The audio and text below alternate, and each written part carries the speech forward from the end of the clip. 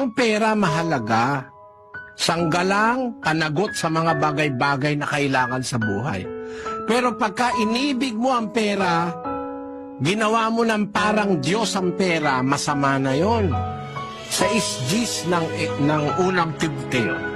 Sapagkat ang pag-ibig sa salapi ay ugat ng lahat ng uri ng kasamaan, na sa pagnanasa ng iba ay nangasinsay sa pananampalataya at tinutuhog ang kanilang sarili ng maraming mga kalumbayan.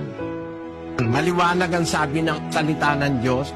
Pag inibig mo na yung salapi, mahal mo na yung salapi mo. Ugat na yan ang lahat ng uri ng kasamaan. Minahal mo na yan, magiging malupit ka sa kapwa. Minsan dahil sa pag-ibig sa pera, nangangailangan yung kapwa-tao, may gipit na, papatubuan pa ng 5-6. 20%